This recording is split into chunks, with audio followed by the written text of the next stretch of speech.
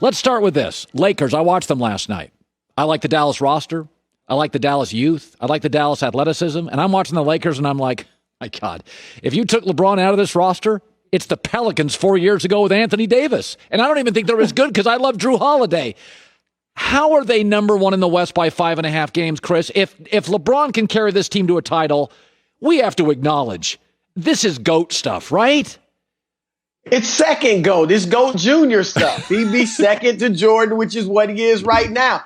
Look, they miss Avery Bradley, and if you talk to some people around the league, that's the concern about the Lakers is what's their perimeter defense going to look like. So that is the big question. Look, I'm giving him a shot. LeBron obviously is terrific. He looks like he's in great shape. Yes. But that was a subtle way for you to say LeBron's the MVP. Yeah. And I'm about to I'm going to fill out all my ballots this weekend, Colin. Yep. And LeBron will not be number one on my MVP. He'll be number two behind Giannis. It's cut and dried. Giannis has the regular stats, the analytic stats, the team wins, doesn't have the second superstar. The same formula I used to give LeBron the MVP in 2009 and 2010 in Cleveland is the same formula I'm using for Giannis. So it's only fair that the guy in Milwaukee gets it. By the way, Chris Middleton didn't touch a ball for 4 months. It looked like it last night. Good Lord. Right. That was bad.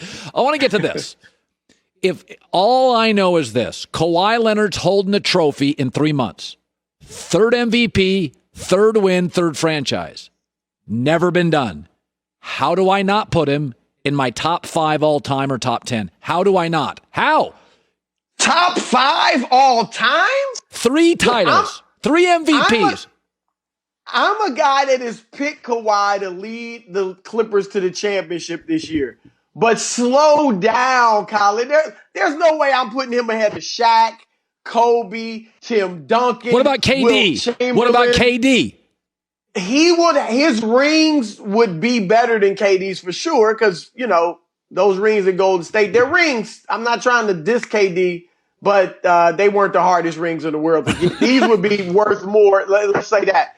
But here's the thing, Colin.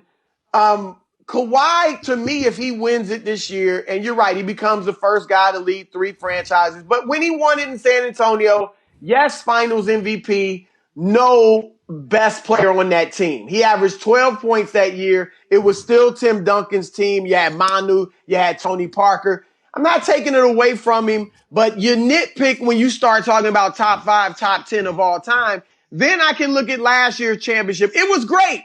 Don't get me wrong. But we all know that had Kevin Durant played, I think had Klay Thompson played the whole series, that Golden State wins that series. So I'm just saying, slow down.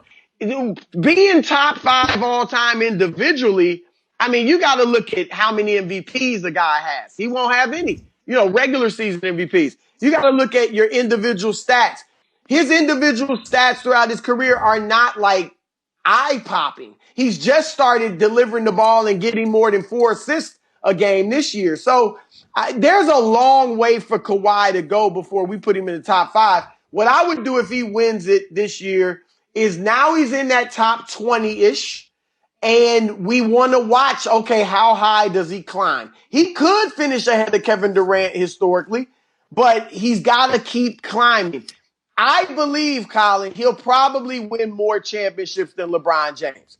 But would I put him historically ahead of LeBron James?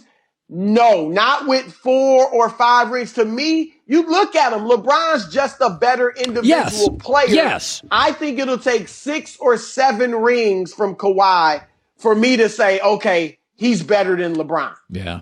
By the way, Zion, Rick Bucher said this the other day. He's the number 1 draw in the league. And I look at the Duke ratings and the Summer League ratings and how the NBA Christmas, bubble, regular season. I got to tell you, Chris, he and LeBron are the 2 guys I want to watch. Is he the biggest draw in the league?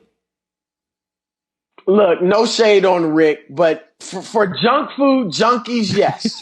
He's the biggest draw. For the guy that would rather eat a Twinkie and have a glass of Coke than a ribeye steak and a bottle of wine, yes. But for the guys, if you really want to watch basketball, I'm excited about Houston. My goodness, I want to see Harden and Westbrook and small ball and how far they can go. I'm excited about the Clippers just to see great team basketball. I want to watch Philadelphia to see if Embiid and Simmons can share the front line together with Shake Milton at the point. I mean, I like Zion, don't get me wrong, but for substance at this moment in time, I'd rather watch Ja Morant for pure substance. Oh. He's got the substance and the style. Right now, Zion is style, okay? I know he's scoring at will, and it's great. And don't get me wrong, I like the kid. But he's not rebounding. We know he's not defending, which I don't hold against him as a rookie. But his game isn't versatile offensively. So he's got a ways to go, Colin. Let's slow down. I know what to get you. When we go out to lunch when I'm back in L.A., I know where to take you. What's that? McDonald's instead of Fleming's or something like that. Hey, I want sports so badly. I've got Kawhi as one of the great players ever. I just want I can't stop myself. All right. Chris Broussard, Odd Couple later, Fox Sports Radio. Good seeing you, buddy. Download the all-new Fox Sports app now.